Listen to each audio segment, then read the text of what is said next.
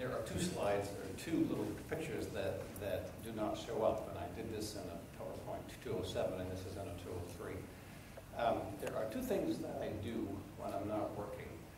One is I ride my horse in the mountains of Utah, and I ride my cycle through the back roads of the West, and that informs me in terms of the kind of way that I think about all this. So my main function today is to give you an idea about the decision-making framework, and here's what I was asked to do. My charge was simply what resources are available out there for those of you who want to look at a decision-making framework. And I'm coming at this, of course, from a North American perspective.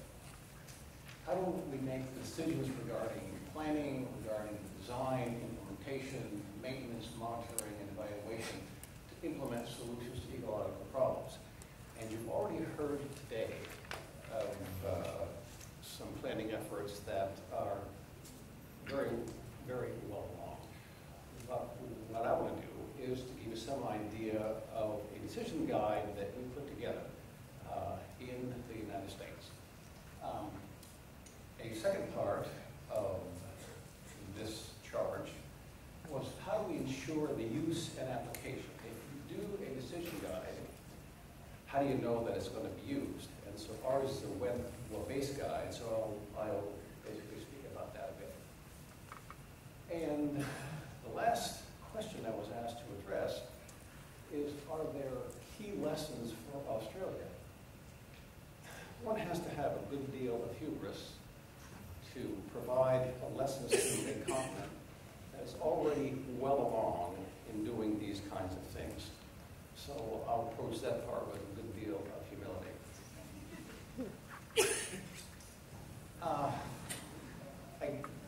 There's no talk that is complete without showing you some roadkill, or at least an idea of what it looks like. This picture comes from Germany, as you might tell from the vehicle itself. And it's one of the most unusual ones I've seen because the animal is a deer, and it was crammed into the engine compartment. And if the hood was closed, you'd never know that it was there. I use that as a background because I want to tell you that I'm going to try to give you three for one here today. There are three linked components, I think, that are immediately coupled. So I'm going to tell you what a rotocologist will tell you, and those are the things that you asked me to do. I'm going to tell you what a web person would tell you. You didn't ask me about that, but I'm going to tell you that. If you have a web-based decision guide, and I'm going to tell you what your communications person would tell you. If, in fact, you want to bring together engineers, planners, rotocologists, the community, and all of the stakeholders. First, I'll start with what a rotocologist would tell you. And the first question I was asked to address is what resources are available? And in one single sentence, there are more resources out there than you can possibly access. Believe me, there are. They are variable in quality, but nonetheless, there's a lot of them out there. So I'm just going to go through a few of them. I can't cover all of them, but I'll just give you some idea. Perhaps one of the best places, or one of the best venues, are the meetings, and that's, of course, the International Conference on Ecology and Transportation. It's the annual conference, meets every 2 years. And in one fell swoop, by attending this, certainly ecologists, planners, and engineers can get some idea of what the state of the art is at that time.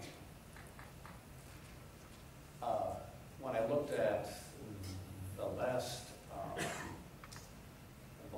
attendance list for the last one in 2007, several people from Australia and New Zealand were in fact there. And I think Edgar was also there too. There are so many websites. All I can show you are a few. And there are some that are national sites, there's some that are regional sites, and there's some that are state sites. The Federal Highway Administration has a site called Keeping It Simple.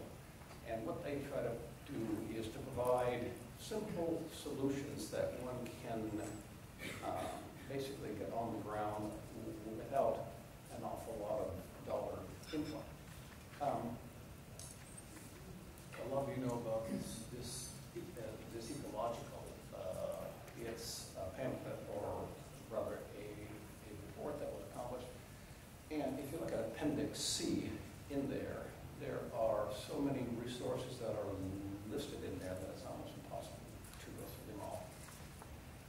Anyway, if there are, these are just a list of the kinds of resources that are there that one can access. All of these come from North American continent. I'm sure there are many from across the world. Right? Some are regional. The near crash information clearing comes from the Midwestern part of the United States and covers 6 or 7 of the states. The Transportation Research Board, which is a national site, provides detailed information on many aspects of this ecology issue. And again, you can go to individual estates from Alaska to Montana and find the same sort of things. So there are many sites out there. And this, again, some of the same. So when you're trying to find out what information is available, as I started to say previously, there are more sites than you can possibly access in a day. Some of the blogs that have appeared, that they have not reached the point where they're actually being used as I think that they probably should. But a blog is it's a way for sort of instant communication and an aspect that probably should be used to a greater extent. As you know, there are many books out there. There's one that R.T. Foreman and a bunch of us wrote called Ecology, Science and Solutions, and that comes back in 2003. And there have been many other books that provide sort of summary information, or the state of the art as it was at that time.